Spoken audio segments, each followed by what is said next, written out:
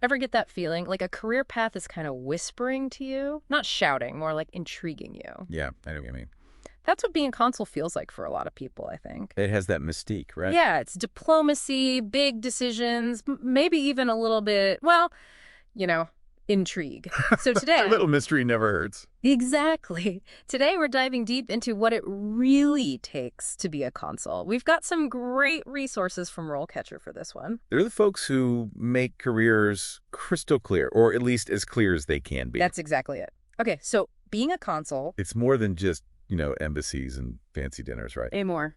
This is a role that's essential for how nations actually interact, how they work together. So for someone who's maybe daydreaming about this career, Sure.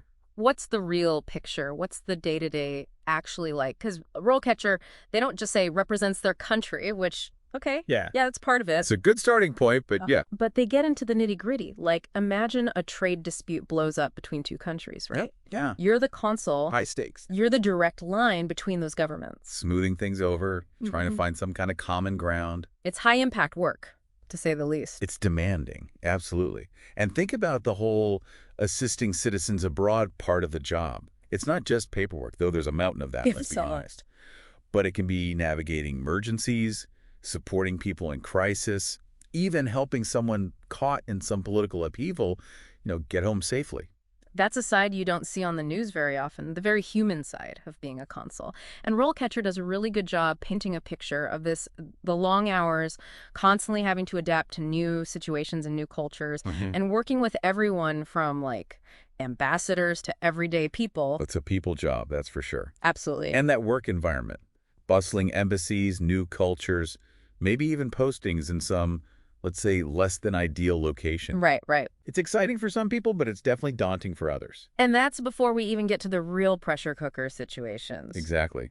And RoleCatcher doesn't sugarcoat it either. Oh, no. No, they don't. Some postings, they might take you to conflict zones. And then what? Exactly. Then what? Would you be comfortable? Could you even handle making life or death decisions for your citizens who are abroad? That's a very real weight a consul might have to carry. That's intense. It is, and that's exactly why resilience is so key in this line of work. You know what I mean? I hear that. Not everyone is cut out for a life like that, and that's okay. It's really important to understand yourself, your strengths, and if this kind of life, this career, if it really aligns with them. I think that's great advice for any career, really. Oh, sure. Okay, but it begs the question, right? Is this your dream job? Or is it potentially a bit of a nightmare? $1 million question. We've talked about the intensity, but what about day-to-day life? What does a typical day look like for a consul, if there even is such a thing? Typical. Yeah. Honestly, that's kind of the point. There isn't one. Really? You could be like analyzing trade agreements one morning, Okay. then helping some citizen who lost their passport that afternoon, Wow, that's quite a range. and then that evening you're at some diplomatic function, building relationships with officials from other countries. Okay, so it's a juggling act. Big time. Paperwork, people skills, international relations, the whole shebang. You got it. Speaking of which, how does someone even become a consul? What's the path look like? Right. So RoleCatcher mentions there's no one consul degree. Yeah, makes sense. It's pretty specific. But there are definitely backgrounds that make a lot of sense that give you a good foundation. Like what? So you're looking at fields like international relations, political science, obviously, Sure. or law.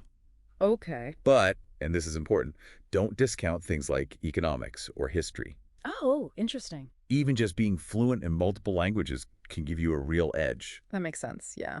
It's all about understanding how the world works, but on multiple levels. It's like a global perspective, but with real-world skills on top of that. Exactly. So how do you go from, like, classroom knowledge to real-world experience? Because that's the gap everyone wants to bridge, right? That's the $1 million question. And RoleCatcher, they really stress internships. Makes sense. Get your foot in the door. Embassies, government agencies, even think tanks or NGOs working on global issues, that kind of thing. Okay, so, like, getting as close to the action as possible, even if it's not the glamorous stuff. Exactly. Yeah.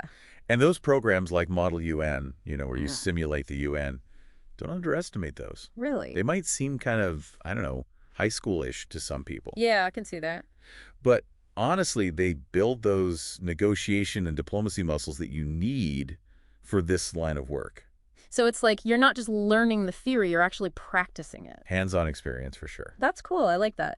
So imagine this, right? You're at an international conference, Okay, I'm there. but you're not just observing, you're participating, you're networking with actual diplomats and experts. Wow, networking, that's a whole other thing. It It's is. super important. And that kind of experience, putting yourself out there, building those connections, that's what stands out on a resume, right? Totally. It shows you're serious, that you're proactive. But it's not just about landing the job, is it? It's about thriving as a consul long term. You've hit on something QGE right there. This isn't one of those careers where you learn everything in school and then coast. You know, Right. you're constantly adapting new challenges, new political landscapes, new technologies. It never stops. So continuous learning is essential. Not even an option, honestly. If you're not learning, you're falling behind. And RoleCatcher calls out networking here, too. They say building a strong network is really crucial for consuls. What does that actually look like? Are we talking like embassy cocktail parties, or is there more to it?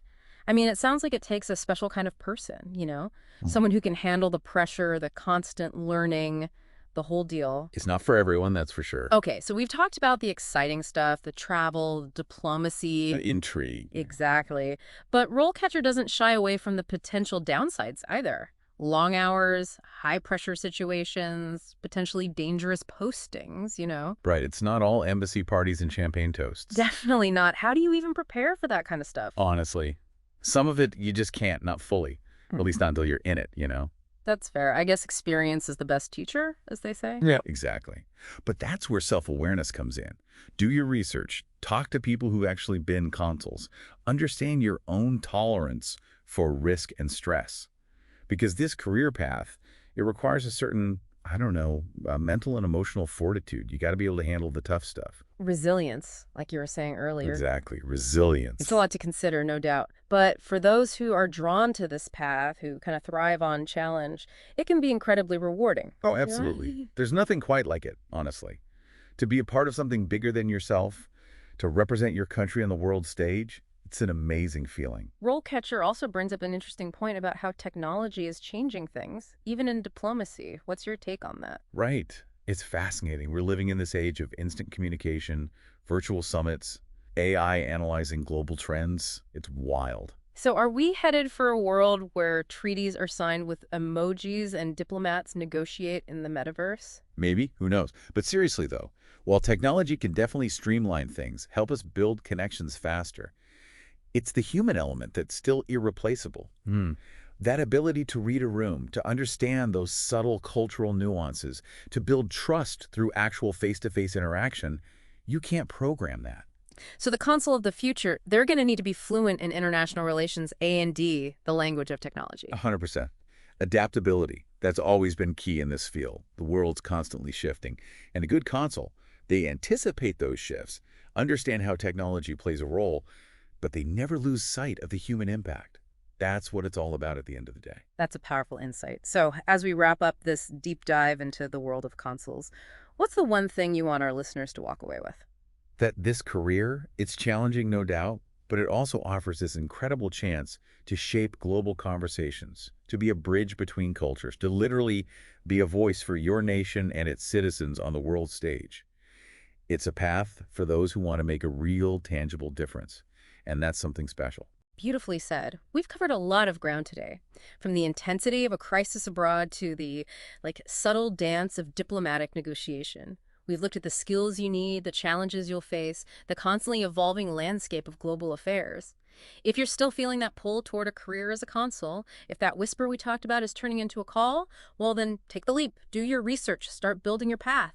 The world needs more bridge builders. And remember, the learning, it never ends. Especially in a field as dynamic as this. Stay curious, stay engaged, and you'll find your place on the world stage. And that's a wrap on our deep dive into the world of being a consul. Until next time, keep exploring, keep learning, and keep diving deep into the topics that spark your curiosity.